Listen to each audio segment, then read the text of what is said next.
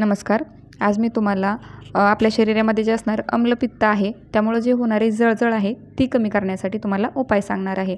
पित्त हे अपुरी झोप यामुळे होऊ शकतं. खूप जास्त प्रमाणामध्ये चहा घेणं, आपला आहार व्यवस्थित नसणं, जेवणाची वेळ व्यवस्थित नसणं, मसालेदार खाणं, ह्या खूप साऱ्या गोष्टींमुळं पित्त आहे ते होऊ शकतं. आणि ह्या पित्तामुळं मग जळजळ होते, पोटात अल्सर होतात, करपट ढेकर येते, गॅस, अपचन, ब्लॉटिंग ह्यासारखे खूप सारे प्रॉब्लेम्स आहेत ते फेस करावे लागतात. मग अशा वेळी आपण मेडिकलमध्ये जातो, एखादी कॅप्सूल वगैरे घेतो. ती घेतली की त्या दिवसापुरतं तुम्हाला पूर्णपणे एकदम छान टकाटक बरं वाटतं. पण मला असं वाटतं की पित्ताच्या गोळ्या घेऊन पित्त कव्हर करण्यापेक्षा तुम्ही त्याला मुळापासून घालवणं हे खूप जास्त गरजेचं आहे.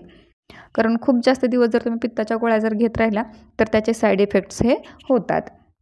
तर आज मी तुम्हाला एक घरगुती उपाय सांगणार आहे, त्यामुळे तुम्हाला पित्ताच्या प्रॉब्लेम्सपासून लगेच आराम मिळणार आहे. हा उपाय तुम्हाला रोज करायचा आहे.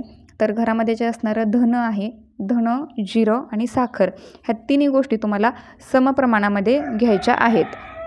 आणि काही लोक ज्यांना डायबिटीस वगैरे आहे आणि ते साखर खाऊ शकत नाहीत, तर अशा लोकांनी काय करायचं, धने, जिरे आणि तेवढाच खोबऱ्याचा तुकडा ह्या तिन्ही गोष्टी समप्रमाणामध्ये घ्यायच्या आहेत. आणि दिवसातून 3 वेळा हे चावून चावून खायचं आहे. हे मिक्सरला बारीक करून फिरवून खायचं नाही, तर त्याचा जो रस आहे, चोथ आहे, तो तुमच्या शरीरामध्ये व्यवस्थित गेला पाहिजे. आणि तुम्ही ज्यावेळी ते चावून खाल त्यावेळी तुमचं पित्त आहे ते हळूहळू निट्रोल व्हायला सुरुवात होईल आणि तुम्हाला पित्तापासून आराम मिळेल. हा उपाय तुम्हाला डेली करायचा आहे. न चुकता तुमचं पित्त कधी गायब होईल हे तुम्हालाही समजणार नाही.